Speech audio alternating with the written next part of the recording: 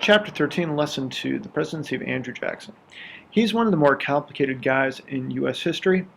He was a stickler for discipline in the Army, but then he disobeyed orders. He was someone who fought for the rights of poor white people, but owned slaves. And some people refer to him as the first really imperial president. So let's get talking about him. Now, a bunch of people who served as president were really interesting, but a lot of them, just about all of them, were from rich families. They worked through a bunch of different problems that the nation encountered, and we're going to talk about that in class. But some of the big issues that they dealt with were territorial expansion, slavery, relations with the French and English, and difficulties again with the Native Americans. So those were some of the serious problems. Andrew Jackson is unusual because he acted differently than other presidents did, because he believed since the full country had elected him, he should have more power than those in Congress, since they were only elected by different states. And there's a point to that, but at the same time, he's the one who comes up with that idea. When Jackson becomes president, he's the war hero of the War of 1812, from the Battle of New Orleans in 1815. He had owned a plantation, he'd been a lawyer and a judge. He'd come really close to winning the presidency in 1824, but lost and felt like he should have won.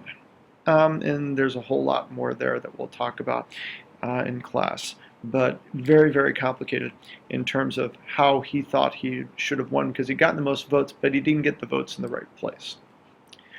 So when he becomes elected, his nickname was Old Hickory, because supposedly he was as hard as that type of wood, which is very hard wood.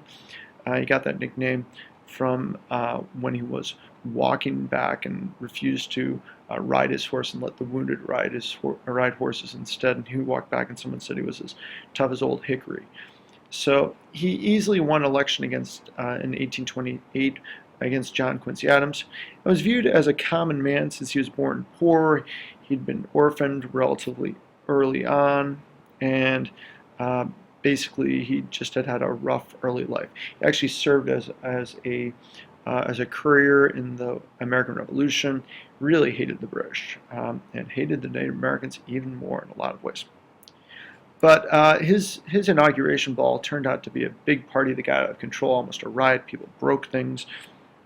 And a lot of people viewed this as sort of the mob rule taking over, and a lot of the elite in Washington were really freaked out by that, because Jackson had acted like the leader of the group on some level. People were worried about how that would change the country.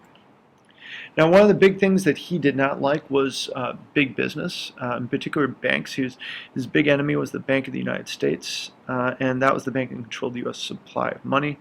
And he thought it was not a constitutional bank, and when he got the chance to get rid of it, he did.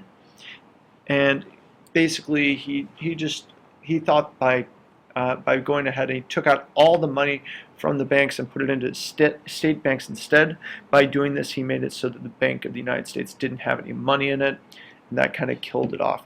It's led to some major economic problems because the state banks made some bad investments in land, and the price of land fell in 1837. So, and this is before bank deposits were insured, so when banks failed, people's money was lost.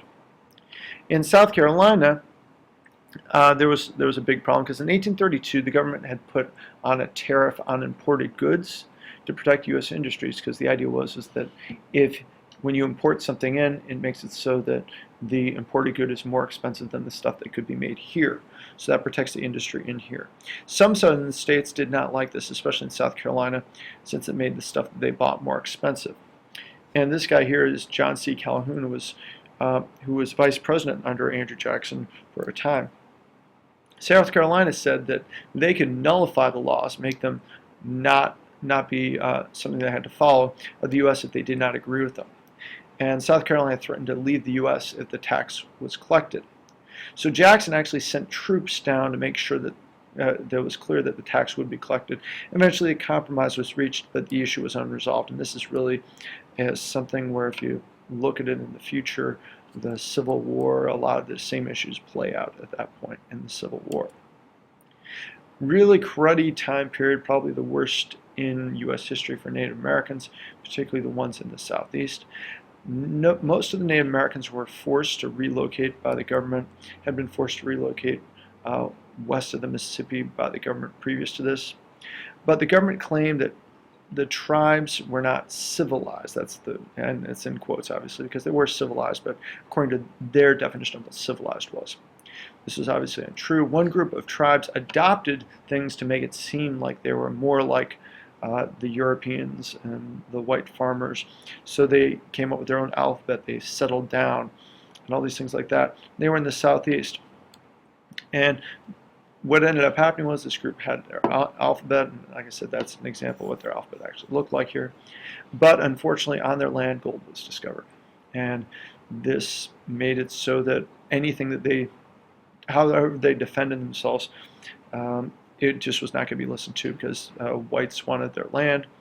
And Jackson, who had repeatedly fought Native Americans, did not like them, thought they were a problem to European, or to expansion of the country as well, and European immigration too, as well. Probably on some level that was what was driving some of this, for people to get more land. All Native Americans were supposed to move west of the Mississippi River, and there was something called the Indian Removal Act that allowed the federal government to forcibly remove the remaining tribes to Oklahoma. And even though the Supreme Court agreed with the Native Americans' argument that they should be allowed to stay, Jackson forced them to leave. So again, that's the whole double-sided, yes, you better obey me, but I'm not going to obey things I don't agree with. And this is a part of what's called the Trail of Tears map, and this I did Cherokee being forced to march here, and labeled the Trail of Tears because it was just a horrible forced march, and thousands of people died along the way.